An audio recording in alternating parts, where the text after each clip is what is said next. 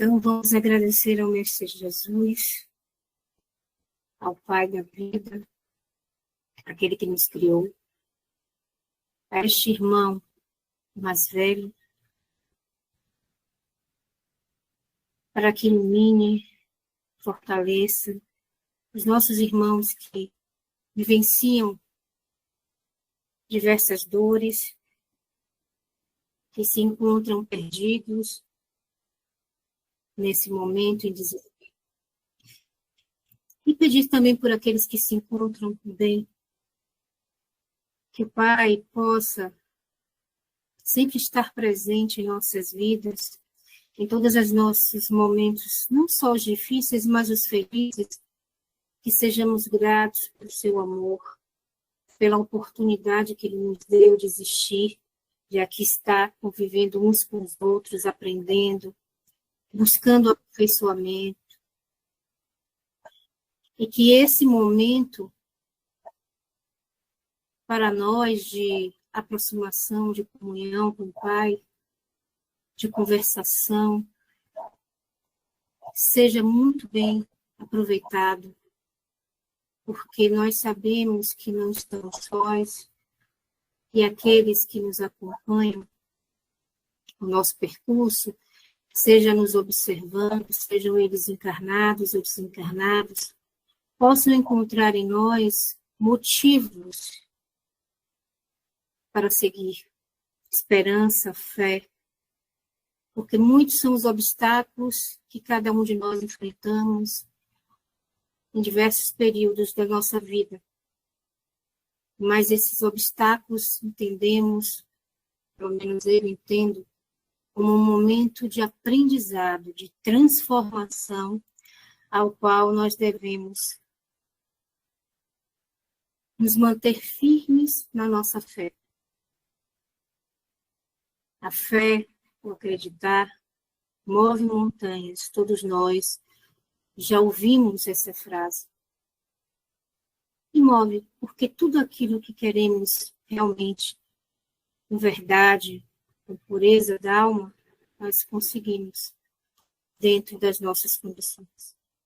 E com as bênçãos do Pai, dos espíritos, amigos, trabalhadores do bem, nós iniciamos o trabalho nesta tarde, neste final de tarde, onde iremos falar do Evangelho através da visão de Amélia Rodrigues. Então, estejamos com essa luz a nos cercar, conscientes da sua importância, que assim seja. Então, hoje, nós estamos adentrando no capítulo 24 do livro Há Flores no Caminho, né? Vamos ver o que Amélia Rodrigues vai nos trazer a partir do olhar do expositor desta tarde. O capítulo é o 24, Amanhecer e Ressurreição. Boa tarde a todos que adentraram no período que eu estava fazendo a prece, e Rosenilda, que acabou de entrar. Sejam muito bem-vindos ao nosso estudo semanal.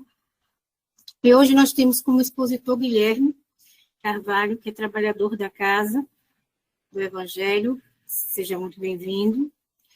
E que nós possamos, a partir de agora, aprender, absorver tudo aquilo que a Amélia vai trazer e que o nosso expositor vai nos passar através do seu olhar, né? Porque a Amélia, como bem sabemos, poetisa, ela sempre fala de uma maneira muito viva, muito atual, muito presente. Seja bem-vindo, Guilherme. Fique à vontade. Boa tarde a todos. É sempre uma alegria falar de Amélia Rodrigues. Hoje, como a André já falou, sobre o capítulo 24, que é intitulado por ela como Amanhecer da Ressurreição. Já se encaminhando para acabar as mensagens deste livro, mas num cenário um pouco triste, um pouco cinzento. Retornemos então àqueles dias como a benfeitora gosta de nos levar. Passamos pela triste atividade do Monte da Caveira, do Gólgota, onde Jesus, o amigo inolvidável, era crucificado e morto pela turba devastadora dos ódios gratuitos, das disputas de interesse, dos egoísmos exacerbados, da ânsia de controle. E ele que tanto fizera por todos, porque a ninguém excluía, como nós podemos relembrar rapidamente na cura aos cegos, aos paralíticos, aos rancenianos, que à época eram chamados leprosos, dando-lhes o passe de retorno ao livro da vida, todos esses ministérios que ele praticou em nome de Deus, em nome do amor maior, foram esquecidos e ele foi dado como um simples criminoso. Simples não, ele era, na visão do pessoal da época, um dos maiores criminosos que existiam. Mas estamos falando aqui de Amélia Rodrigues e ela nos transporta para aquele momento. Ela nos dá a visão daqueles mais íntimos de Jesus que ficaram desgovernados, desconcertados, sem direção. Ela diz no nosso capítulo que eles criam, mas já não sabiam em que acreditar. Ora, Jesus ele fundamentou toda a sua lição, todo o seu ensinamento, toda a sua mensagem nas ações. Não há nada que Jesus tenha feito que não tenha ele mesmo vivenciado, posto em prática e exposto, e é possível fazer. Mas parecia que este homem, que era um príncipe de outro reino, que era senhor dos espíritos, parece que ele tinha sido abandonado. No momento crucial em que ele poderia se fazer governador das terras, ele tinha sido abandonado e morto. E o pior, nenhum dos seus amigos esteve com ele no momento crucial da crucificação.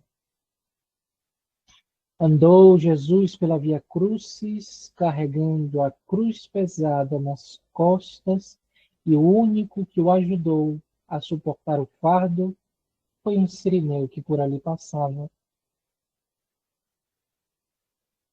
Onde estão os discípulos? Onde estão esses amigos das boas horas que receberam em contato direto com ele as lições da vida maior, da verdadeira vida, pois que ele viera para dar vida e vida em abundância? Onde estão esses ensinamentos belos, como no discurso a Nicodemos, de nascer da água e do Espírito? Onde está este ser humano inigualável que falava de uma maneira única e que tinha poderes, pois que assim o demonstrava? Teria sido a sua missão uma falácia?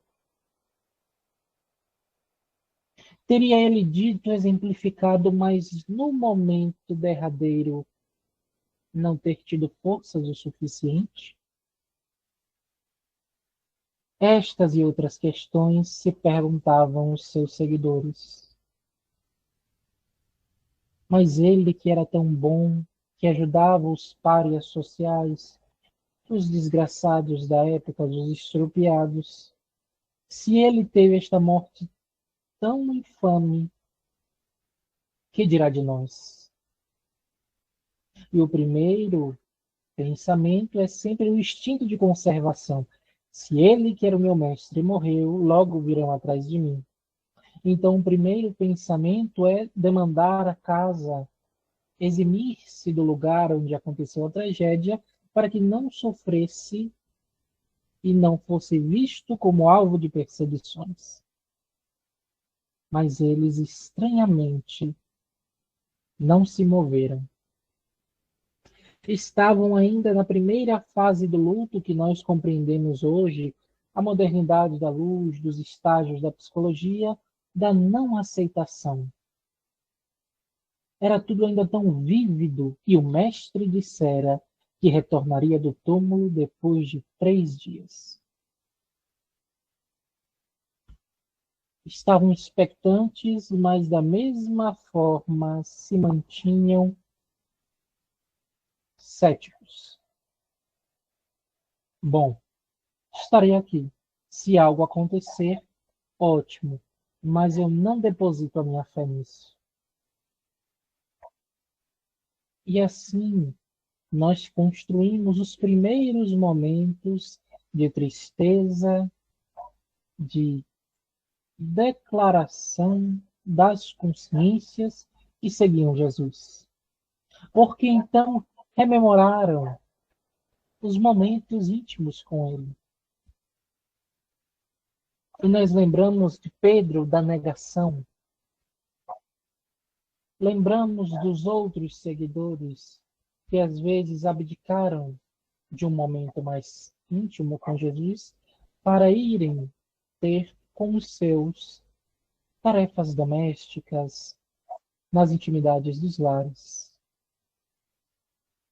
E alguns se lamentam de não poder ter tido mais contato com esse benfeitor, com essa luz acesa no coração.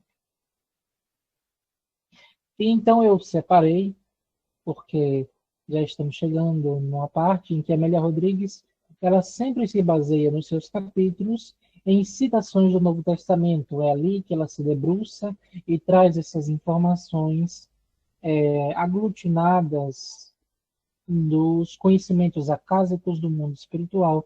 São bibliotecas que foram preservadas com um conteúdo mais assertivo acerca da nossa história, da história da humanidade. Então, eu separei aqui um pequeno esquema, vocês não poderão ver, mas ela cita Mateus, capítulo 28, versículos 1 a 10, Marcos, capítulo 16, versículo 1 a 11, e Lucas, capítulo 24, versículo 10 a 12. É interessante nós pontuarmos sempre que se ela indicou a leitura, é porque tem necessidade. Não fiquemos achando que porque tratam-se da mesma, do mesmo conteúdo, da mesma passagem, que serão exatamente iguais ou com diferenciações linguísticas poucas. Em verdade, cada evangelista dá ao seu sabor a sua visão sobre um acontecimento. Então, apesar dos três estarem falando do mesmo acontecimento, cada um cita de uma forma. E nós veremos aqui que, inclusive, participantes são diferentes.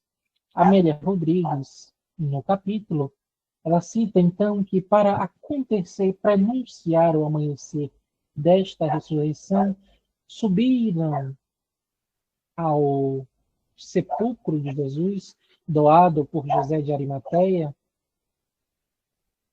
Joana de Cusa, Maria de Cleófas e Maria Madalena.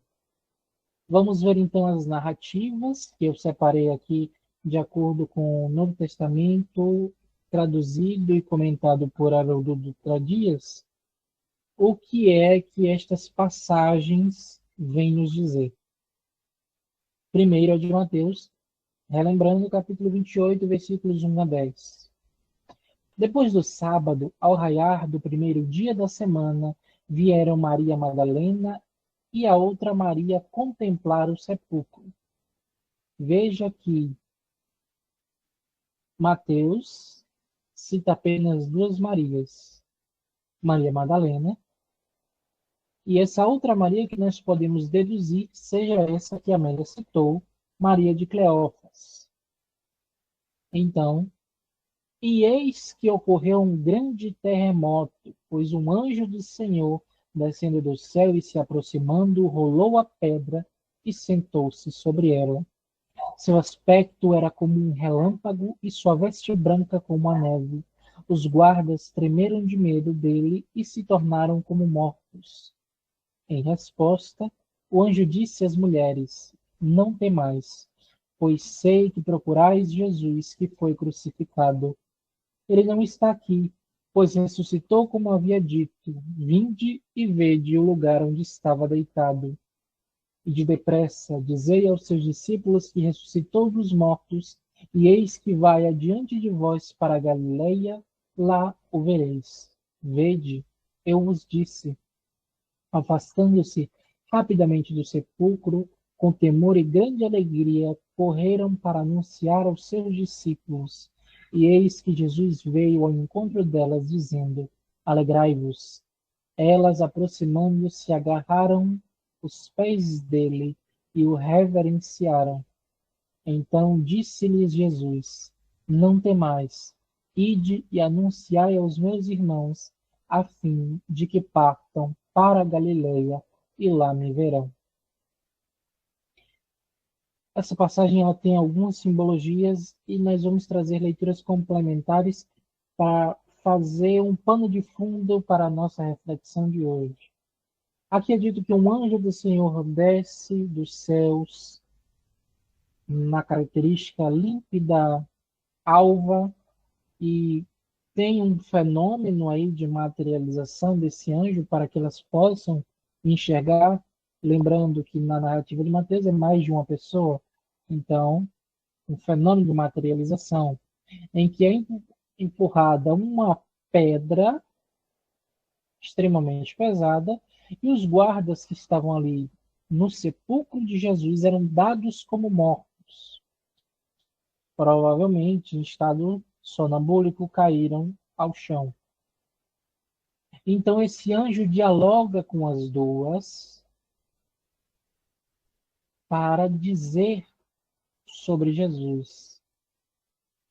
Elas, então, ficam naquela expectativa, naquela alegria, naquela espontaneidade, e depois vem o próprio Jesus, que lhes diz a mesma coisa que o anjo, que era para anunciar aos discípulos que a palavra dele tinha se cumprido e que eles o veriam na Galileia.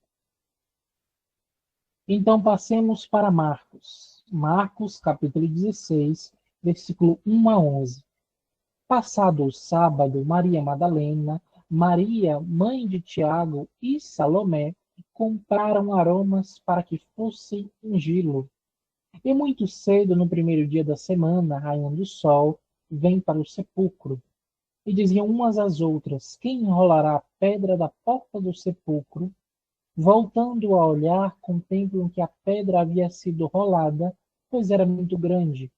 Depois de entrarem no sepulcro, viram um jovem sentado ao lado direito, vestido com estola branca, e ficaram pasmas. Ele diz a ela: Não fiqueis pasmas, buscais Jesus o Nazareno crucificado? Ele ressuscitou, não está aqui. Vede o lugar onde o colocaram. Mas ide, dizei aos seus discípulos e a Pedro que ele vai adiante de vós para a Galileia. Lá o vereis conforme ele vos disse. Depois de saírem, fugiram do sepulcro, pois estavam elas com tremor de medo e fora de si, e nada disseram a ninguém, pois temiam. Levantando-se muito cedo no primeiro dia da semana, apareceu primeiro para Maria Madalena, de quem tinha expulsado 7 daimons. Ela, depois de partir, relatava aos que, aflitos e chorando, estiveram com ele. Eles, ouvindo que vive e foi contemplado por ela, não acreditaram. E para nós encerrarmos essa primeira parte, Lucas capítulo 24, versículo 10 a 12.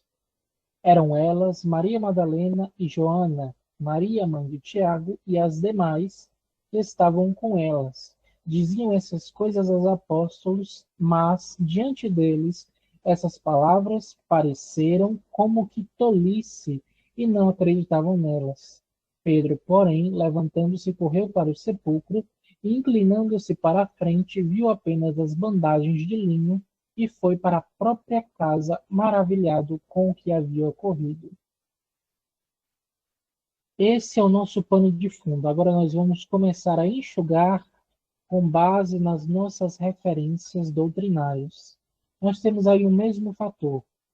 As mulheres iam ungir Jesus. É o que Amélia Rodrigues narra. Tinham comprado aromas para que fosse feito este ritual no corpo de Jesus. Então demandam para o sepulcro e lá não acham o corpo de Jesus, inclusive o sepulcro aberto. Maria Dolores, como diz Emmanuel, a poetisa da espiritualidade superior, ela tem um poema muito bonito sobre essa passagem. Só que a figura que ela apresenta é apenas a de Maria Madalena, que a Amélia Rodrigues também vai transcrever mais à frente da nossa interpretação, como aquele momento em que ela encontra um jardineiro cuidando das flores e pergunta: onde está o corpo que estava selado nesse sepulcro?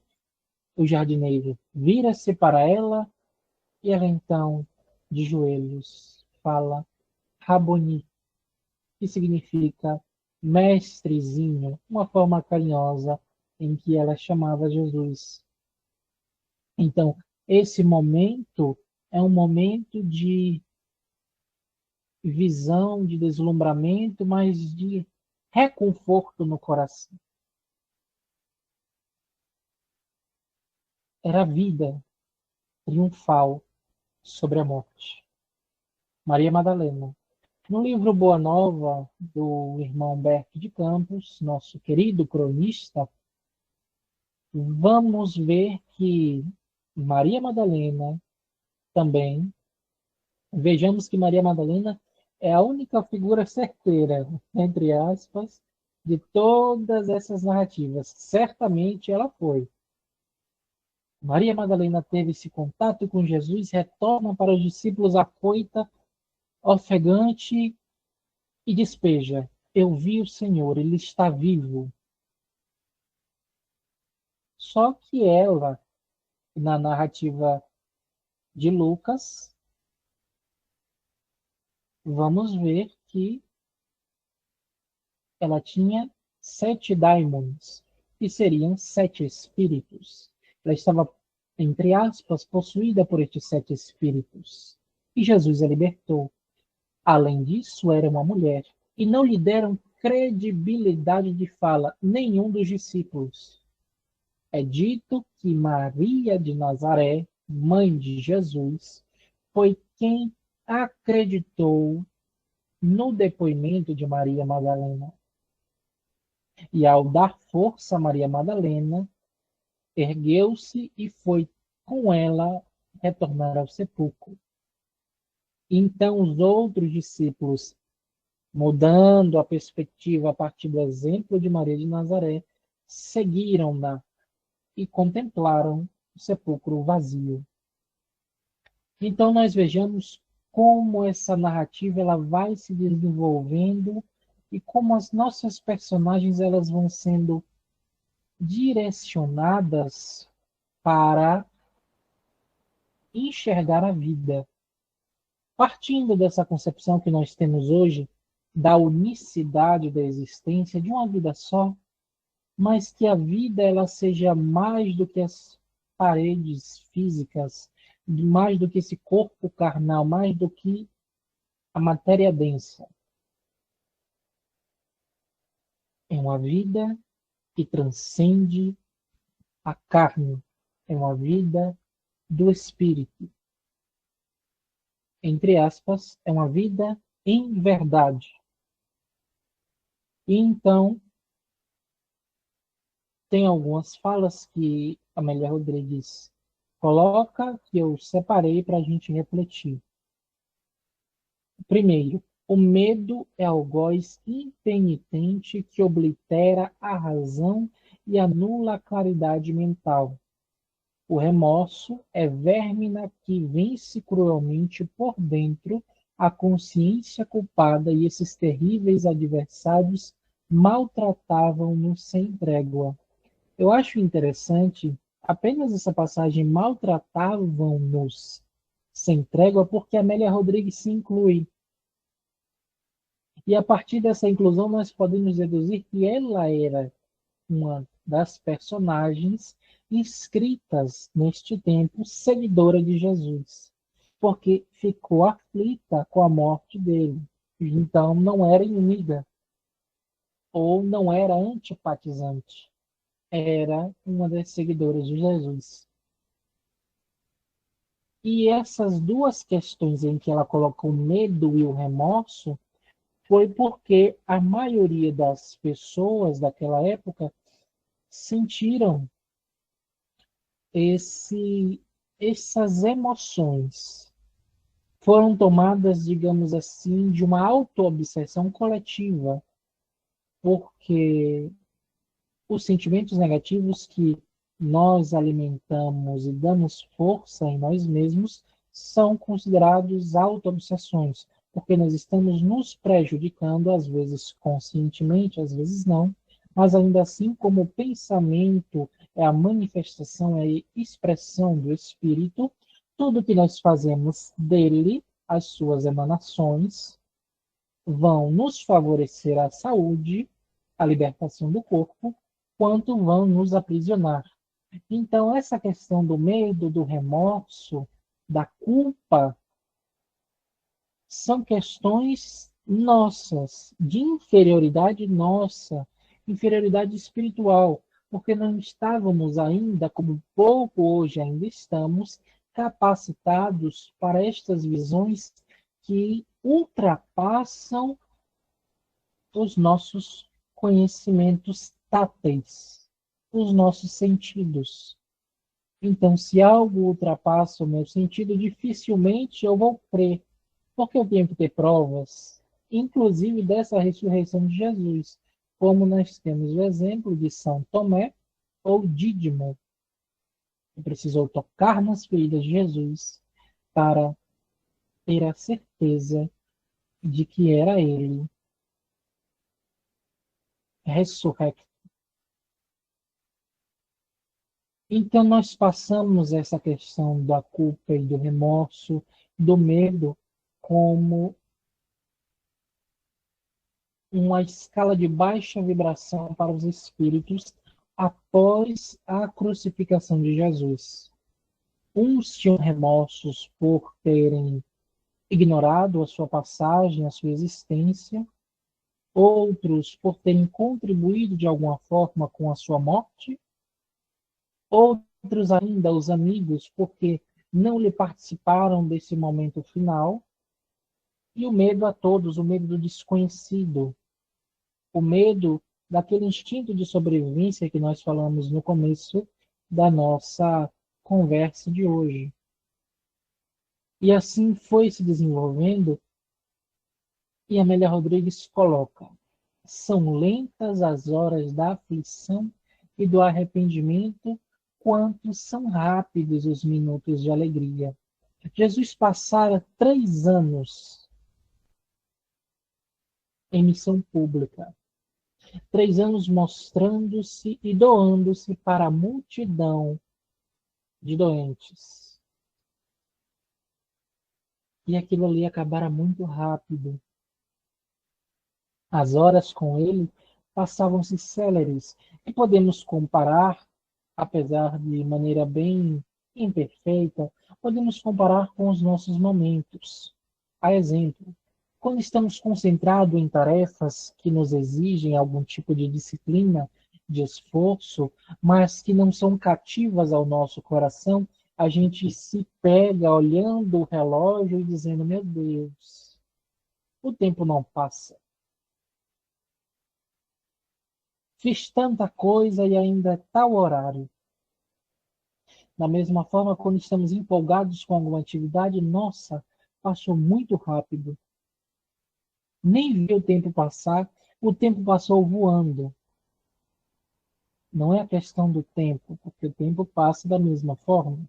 É a questão da nossa percepção de acordo com a atividade que nós desempenhamos. Por isso, as aflições, os arrependimentos, os medos, os remorsos, as culpas, que são de ordem vibratória inferior, elas desgastam a nossa energia.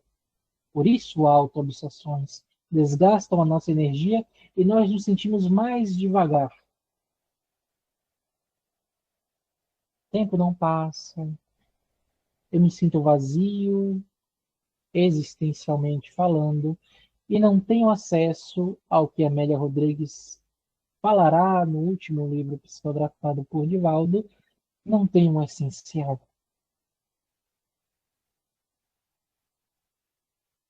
Mas quando nos completamos com as boas tarefas, com a divulgação da caridade, com seguir o evangelho desse mestre, as nossas horas, a nossa vida, ela se preenche, ela ganha cor, forma, volume e nós nos sentimos satisfeitos. Mesmo que passemos por momentos difíceis, nos sentimos felizes porque podemos dizer que seguimos o Mestre Jesus e temos a sensação de dever cumprido. Essas são impressões ligeiras do que aqueles discípulos primeiros estavam sentindo naquele momento.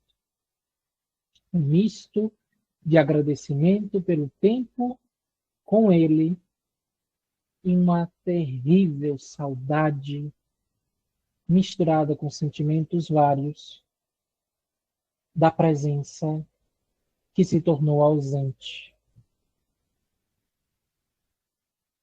E avançando, a ressurreição incontestável era o selo da sua legitimidade após as lutas que o túmulo não encerrara.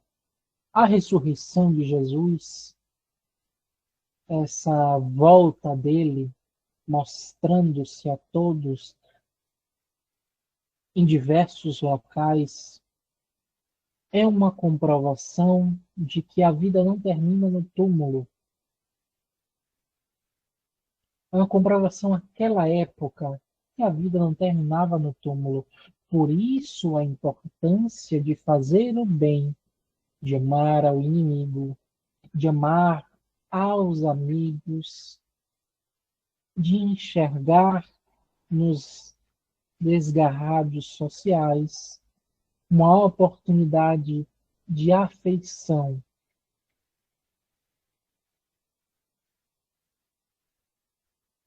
A vida,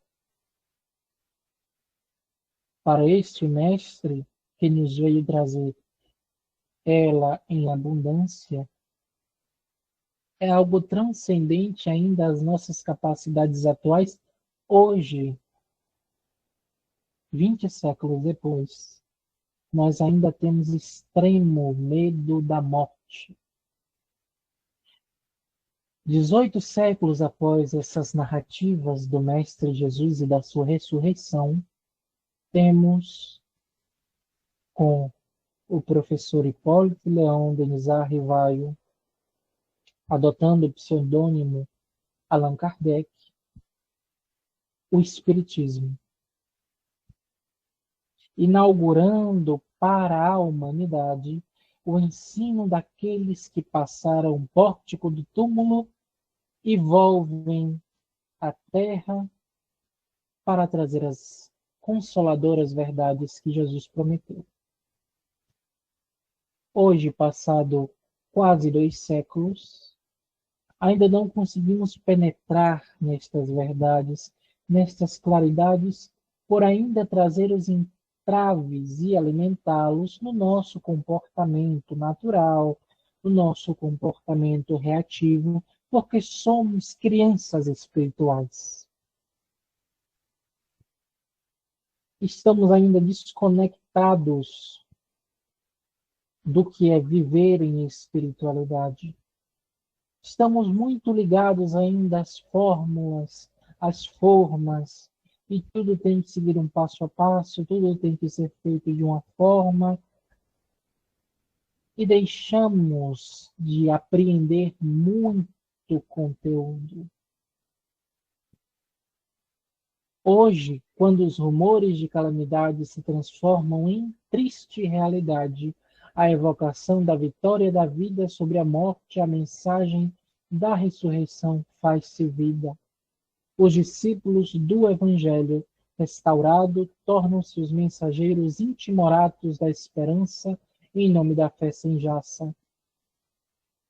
Então aí nós encontramos aqueles primeiros seguidores de Jesus, os mais fiéis, os que foram para as arenas, doando-se em holocausto de amor para comprovar, atestar a verdade das suas lições, dos seus ensinamentos, retornando, como em todas as épocas, para dar uma mensagem e fizesse um pequeno comparativo àquela mensagem de amor imortal que Jesus trouxera. E aí nós podemos trazer inúmeros exemplos.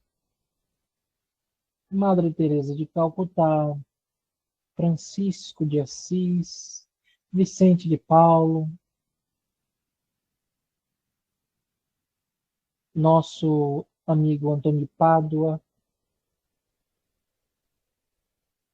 Damião de Webster e tantos outros, mais recentes ou mais no passado, conhecidos ou anônimos. Vieram, como vem, trazer esta mensagem da ressurreição do Cristo através do mecanismo da reencarnação. Reencarnam com a sua bagagem e mostram que mesmo essa escuridão que paira na sociedade, nos costumes que vão sendo cedidos pela libertinagem, que não é liberdade querer expressar-se a qualquer custo acima de qualquer pessoa, isto é libertinagem. E todas essas questões serão vencidas, mas serão vencidas pelo esforço individual que fizermos. Por isso, como a Amélia Rodrigues falou, essas tristes realidades, a exemplo nosso atualmente das guerras por território, as guerras que vão passar porque é de ordem transitória, está no corpo, está na matéria densa, vai passar. Isso tudo vai ser vencido, mas só será vencido se nós nos doarmos à causa de restauração do Evangelho de Jesus Cristo. Sem este direcionamento, sem este lume à nossa frente, nós estamos perdidos nas nossas próprias convicções. E é interessante porque nós ainda precisamos de referências. Nós temos uma coisa no nosso cérebro chamada neurônios espelho, que servem, é uma forma autoexplicativa, eles espelham um comportamento de alguém que nós estamos olhando, que nós estamos partilhando de certo convívio, alguém que nós achamos, digamos assim, de forma bem brusca, um ídolo ou algo do tipo, é que nós tentamos adaptar o nosso comportamento àquele padrão que nós identificamos. Só que, pela maioria ainda carregar esses traços todos que nós falamos, de imperfeição, do espírito imperfeito, essas referências que nós viemos utilizando todos esses séculos, porque já tivemos inúmeras reencarnações e teremos tantas outras, são exemplos transitórios, são exemplos da matéria. Então nós idolatrávamos reis sanguinolentos, guerreiros, filosofias vãs que não acrescentavam em nada no nosso espírito, negativistas, positivistas, que inclusive destacavam Deus morto. Essas referências, elas formaram o nosso caráter de educação ético-moral.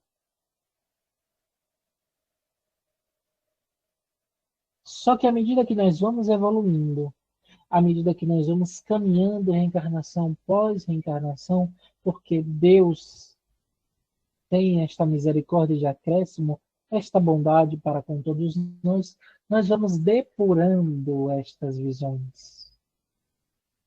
E em todas elas nós vamos ver um elemento em comum: Jesus Cristo. Então, mesmo que peguemos, por exemplo, Amélia Rodrigues, nosso exemplo de gratidão, nosso exemplo de esforço. Quem Amélia Rodrigues espelha? Jesus Cristo. Ela é apenas uma ponte para Jesus, uma missionária, uma mensageira. Nossa querida Joana de Ângeles, uma ponte para Jesus. Francisco de Assis, Manuel Filomeno de Miranda, André Luiz e tantos outros benfeitores espirituais que retornam para nos trazer mensagens sobre Jesus e sobre a sua imensa vinha, da qual nós temos de fazer parte, movimentando-nos em favor do bem comum, são pontes para Jesus. Então, cabe a nós agora treinarmos o nosso pensamento, o nosso psiquismo voltado a Jesus. Voltado a essas claridades do mundo espiritual que a doutrina espírita nos oferece, como a crença, não a transitória, mas a da confiança, da lealdade e da fé, que nós temos com certeza de que a vida depois do túmulo. Podemos ainda passar, obviamente, porque é uma mudança bem drástica para o nosso comportamento atual, podemos passar por algumas divergências, por alguns tremores, algumas divergências de pensamento, mas é resignar-se na certeza de que o amanhã existirá e de que não há o nada quando nós morremos, de que há uma vida, de que há uma sociedade, de que nós encontraremos as pessoas queridas, de que nós encontraremos as pessoas que não são queridas, de que nós encontraremos a felicidade apenas seguindo os evangelhos de Jesus. E que a felicidade não se detém neste mundo. Então, já dando encerramento às nossas reflexões de hoje, eu separei a última parte do capítulo, porque a Amélia sempre traz contribuições poéticas, como a Andrea falou no começo, e de uma forma única. Ela tem essa questão envolvida na fala dela, ela falava de muitas maneiras diferentes, e a poesia é sempre muito presente em todos os livros da série. Sempre ela contextualiza com a paisagem, com os sentidos, com os sentimentos, com as emoções, com os fatos, e aí ela amarra tudo e joga a poesia. Então está assim: almas do mundo em aturdimento, parai na faina alucinada, na correria desenfreada, e escutai a voz do Mestre repetindo as bem-aventuranças. No clímax de todos os conflitos, ouvi-lhe as promessas e parai a meditar. Se todavia parecer-vos tarde demais para estancar o passo ou retroceder na marcha, confiai, porque mesmo morrendo, ressuscitareis para a vida eterna. Já não há morte. O Espírito libertou da carne a vida e sem a matéria prossegue sem cessar. Então Jesus, com todo este movimento revolucionário que ele fez, ao retornar vivo depois da crucificação e todo aquele momento de injúrias e perjúrias, de sofrimento, ele diz que a vida abundante e restoante em todo lugar, que não só ele, mas que todos nós poderíamos conseguir esta vida se o seguíssemos, porque aquele que mesmo morrendo seguir os seus ensinamentos viverá. Viverá porque libertará a sua consciência da matéria e alçará aos planos do espírito, aos planos felizes. E aquele que não tem grilhões na matéria se desprende mais facilmente. Tem uma visão melhor, mais ampliada do que é a vida. Assim é que a nossa benfeitora Amélia Rodrigues nos apresenta, assim que nós entendemos e assim que nós devemos lutar por permanecer no nosso íntimo, exteriorizando o cristianismo redivivo, que é o Espiritismo, não apenas por palavras, mas por ações, para que nós sejamos os verdadeiros seguidores de Jesus Cristo, os trabalhadores da última hora. Muito obrigado. E nós aqui agradecemos, Guilherme, sem dúvida alguma, pelas suas reflexões. E eu gostaria de saber se alguém gostaria de fazer alguma pergunta a Guilherme nesse momento.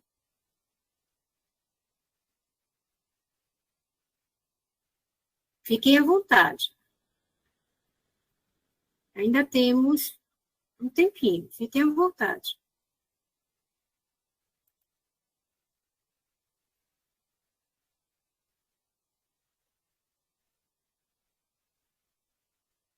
Não, ninguém quer fazer nenhuma pergunta?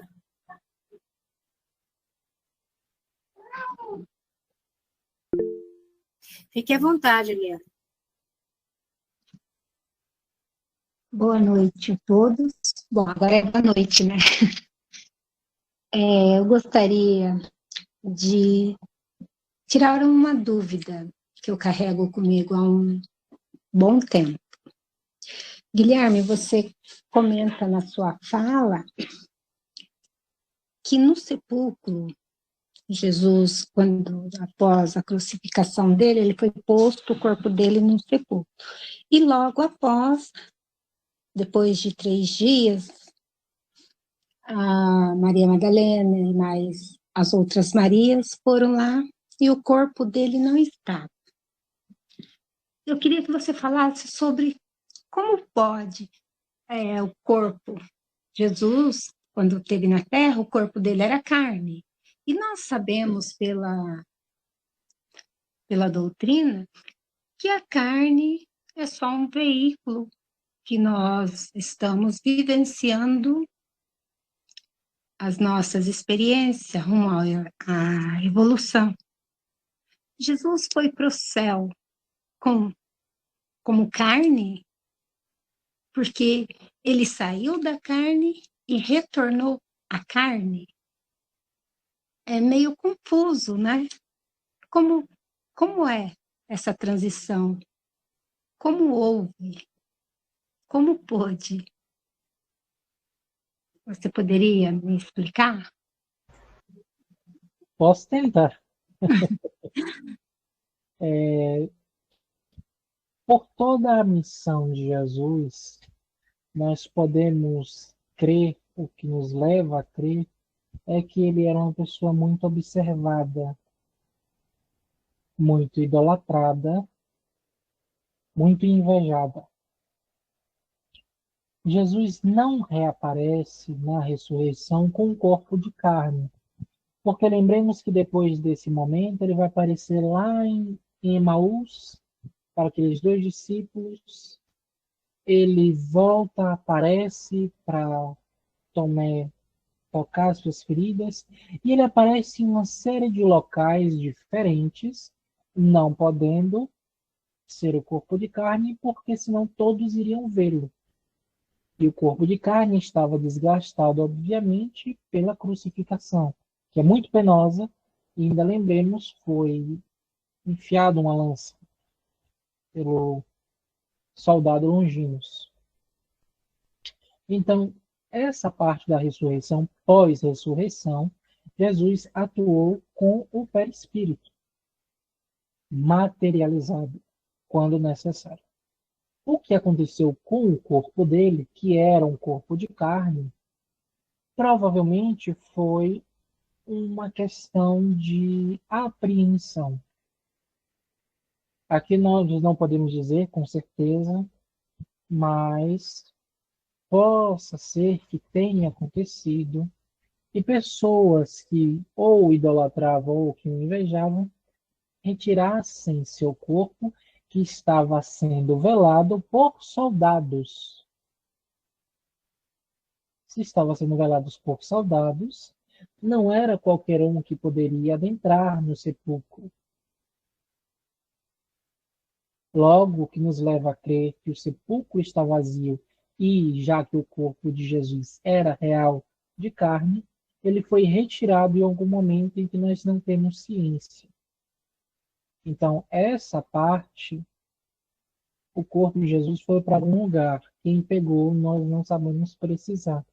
Mas todo momento pós-ressurreição é com o perispírito de Jesus materializado para que todos aqueles, ele inclusive é materializado e um pouco menos energético.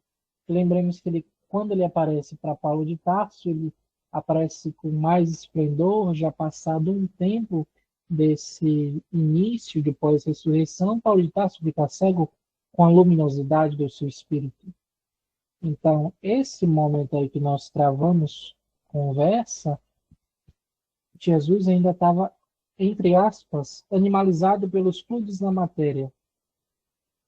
E aparecia em perispírito, em espírito, para aqueles que poderiam, porventura, ter necessidade desse contato.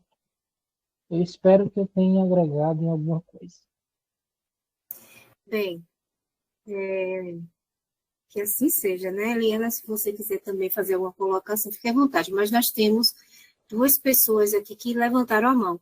Foi o Centro Espírita, primeiro, depois Elcio. Então, fiquem à vontade.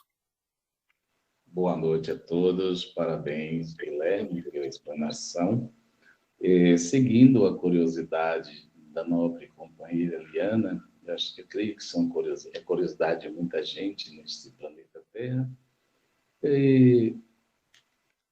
Há muito que questiona sobre se o corpo de Jesus é um corpo humano igual ao nosso, ou se o corpo de Jesus é um corpo fluídico. Ele, segundo a narrativa bíblica, ele andava sobre as águas, desaparecia, aparecia entre os povos, e me surge também, há muito tempo, estudo o Velho Testamento, o Novo Testamento, e eu sempre tive essa dúvida. Será mesmo que o corpo de Jesus era um corpo humano? sendo ele um espírito de alta elevação, alguns dizem que ele se fez humano para habitar entre nós. Sim, lembramos que Maria deu a graça ao seu filho através do Espírito Santo, ou seja, não precisou a união de um homem e uma mulher. Sendo Deus o Criador, sendo Jesus o enviado, não poderia ser um corpo fluídico que viesse a desaparecer, ao invés de ser roubado, que também contraria a narrativa bíblica?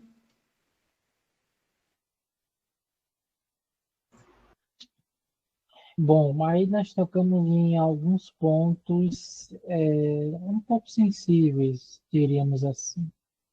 Por quê? Para que o corpo de Jesus fosse fluídico, né, no sentido de brutalizar-se ou animalizar-se apenas quando ele quereria, nós teríamos aí algumas incongruências. Por exemplo, questão da gravidez de Maria, como ela se daria nessa questão fluídica? Né? É relatado aquele encontro com Isabel, a prima dela, Jesus na barriga, João Batista na outra, aquela movimentação dos dois, o agito na barriga. Então, como ocorreria? Aí nós ficamos a pensar, quando nós colocamos Jesus de forma fluídica, os sofrimentos impostos pela carne não maceram o perispírito. É um fato. Se é fluídico, não tem como ele sangrar, não tem como ele sentir dor, porque fluidos, mesmo brutalizados que sejam, não vão produzir algo que só a matéria tem, que seria o sangue, né?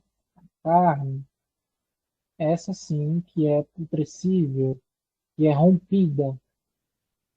Então, todas essas questões de Tomé tocando a ferida seriam um pouco diferentes.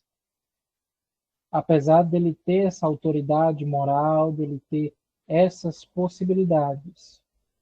Outra coisa, quando Jesus vem ensinar pela vivência dele, se apenas fosse fluídica, nós teríamos aí, eu não diria uma farsa, mas eu diria uma meia-verdade, porque ele não passou o que as criaturas passam para ensinar. Ele veio trazer apenas um modelo. Então, seria algo a se pensar. Não estou descartando, até porque não tenho essa autoridade toda. Mas são coisas a se pensar.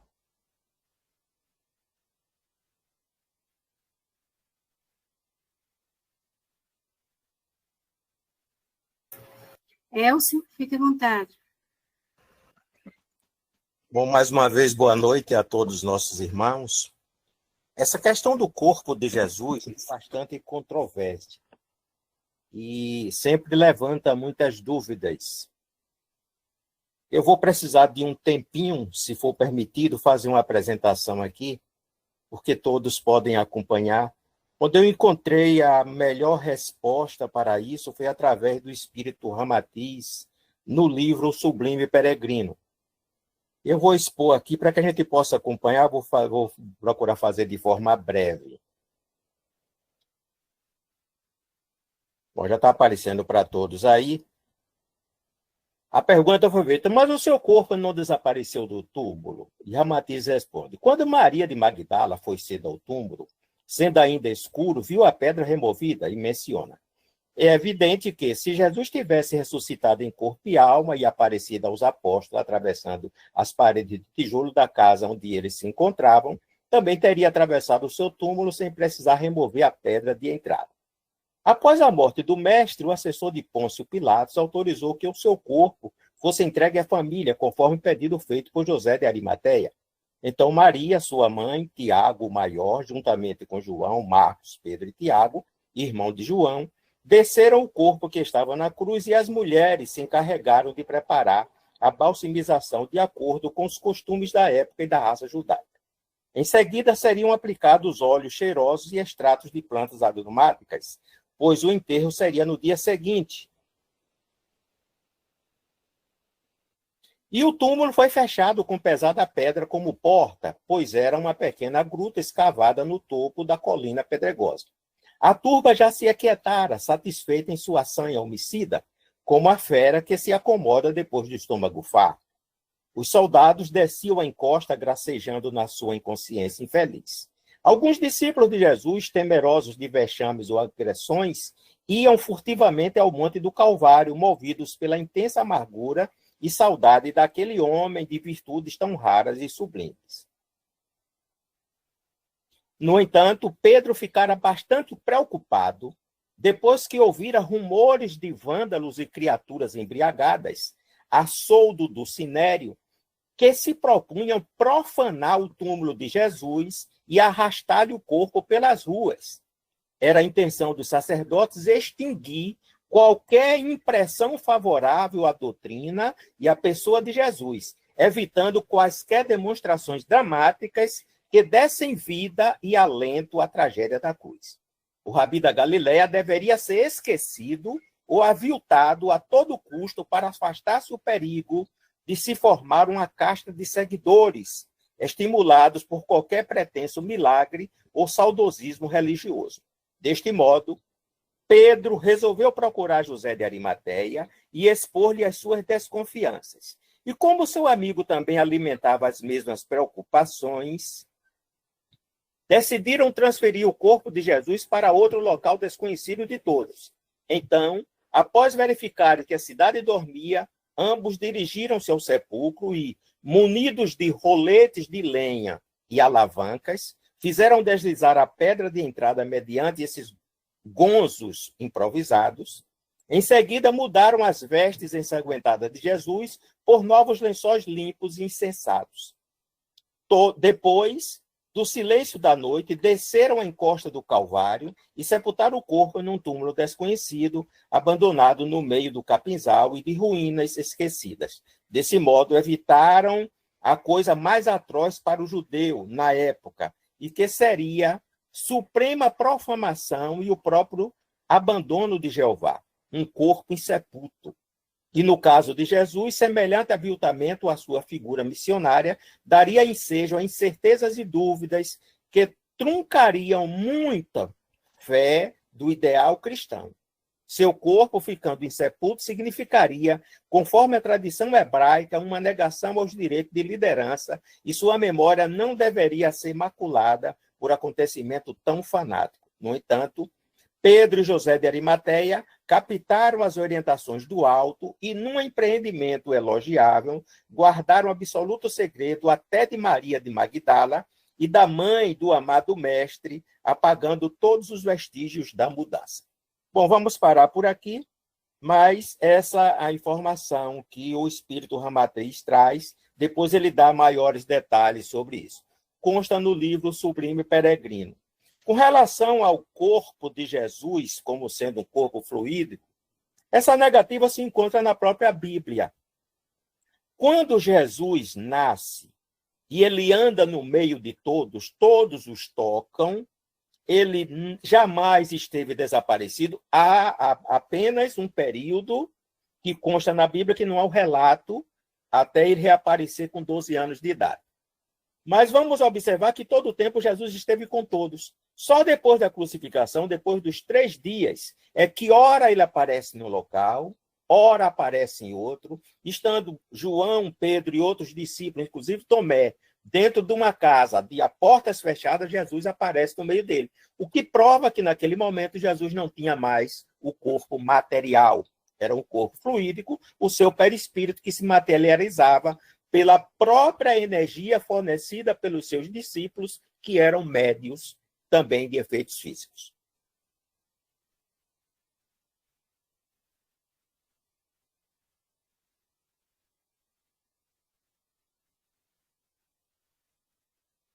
Acredito que veio a unir, né, aquilo que o Guilherme já tinha dito, Elcio foi bem mais profundo, e aí já esclarece a todos que tenham qualquer dúvida, né? Nós, Agenor, Então, nós vamos encerrar, assim que a Genô terminar, houver uma resposta, a gente encerra, porque eu sei que já ultrapassamos o horário, e aí eu já peço desculpa, né, porque eu sei que alguns têm compromisso, mas eu estou vendo que todo mundo permaneceu. Então, a Genô, fica à vontade. Boa noite Obrigada. a todos. Boa noite, Guilherme. Parabéns pela sua belíssima explanação. Amélia Rodrigues, sensacional nas suas narrativas históricas sobre a vida de Jesus. O que eu vou falar era justamente para ajudar a compreensão da minha irmã Eliana, mas Elcio fez isso com muita propriedade. Eu ia narrar que esse sepultamento de Jesus está contido em João, né? Ele foi buscar no peregrino, mas está contido em João 19:38, que é justamente isso que ele acabou de narrar para nós.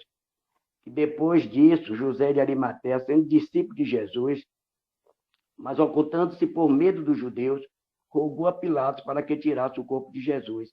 E Pilatos permitiu. Então ele veio e tirou o corpo. Então essa situação está em Mateus, está em Marcos, está em Lucas, viu? E o corpo de Jesus é como ele próprio diz no Evangelho: eu não vim destruir a lei, vim dar cumprimento. Então, Jesus foi um homem, como todos nós, encarnado com corpo, certamente com um material muito melhor do que o nosso, né? Porque um corpo que não teve mácula, não teve doença, só teve quem o traísse, que não o compreendesse, mas fazia parte da sua existência no planeta Terra. Então, a partir daí, aí João diz para complementar: no lugar onde Jesus foi crucificado havia um horto, e neste horto havia um sepulcro novo, no qual ninguém havia sido colocado ainda. Ali, portanto, por causa da preparação dos judeus e por estar próximo, o sepulcro colocaram Jesus. Então, iam fazer que nem fizeram com Tiradentes, né? Ia trucidar o corpo de Jesus, e não seria permitido pela espiritualidade ele merecesse, além da estupidez de ser crucificado, ainda ser trucidado. Então, era justamente esse reforço também, que meu irmão Elcio trouxe também com brilhante informação nesse sublime livro, muito bonito esse livro também. Obrigado, parabéns mais uma vez, Guilherme. E a Elcio também, meus parabéns, viu, Elcio? Obrigado, Guilherme. Bem, vamos lá. O Caminho da Luz, eu ia encerrar agora com o Agenor, mas o Caminho da Luz levantou a mão e nós vamos ouvir rapidinho. Fique à vontade. Já pode considerar encerrado, porque, na verdade, só quero agradecer. Ok. Fiquei muito feliz em ver Guilherme palestrar, Guilherme. Uma alegria imensa, tá? As suas colocações profundas, seguras. E eu vou até convidar você para os nossos trabalhos. Fiquei muito feliz e muito contente. É a primeira vez que eu assisto a sua palestra. Tá bom? Um grande abraço. Muito obrigado, Zé. Estou à disposição. O trabalho sempre é bem-vindo. Bem, então nós vamos encerrar, nós ultrapassamos um pouquinho, mas foi importante porque teve esclarecimento, e isso é muito bom, né? A doutrina traz essa condição, essa compreensão de determinadas situações que aconteceram naquela época, né? Temos muitos espíritos aí bondosos que, com a permissão do Mestre, do Pai da Vida, nos trazem essas informações para que nós venhamos a compreender realmente não só apenas o sentido da vida, mas os acontecimentos que chegam até cada um de nós, né? Os nossos equívocos, os nossos acertos. Então, o importante da doutrina é isso, é o abrir os nossos olhos e permitir enxergar não apenas o passado, mas o presente e o futuro que nos aguarda. E esse momento em que a doutrina nos chega é um momento oportuno, que sejamos gratos, cada um de nós, por estar dentro da doutrina, nesse momento, e em condição de compreendê-la mais aprofundadamente. Então, que busquemos, sim, nos melhorar, busquemos, sim, tirar as nossas dúvidas, que é muito importante, para que a gente possa enxergar a verdade.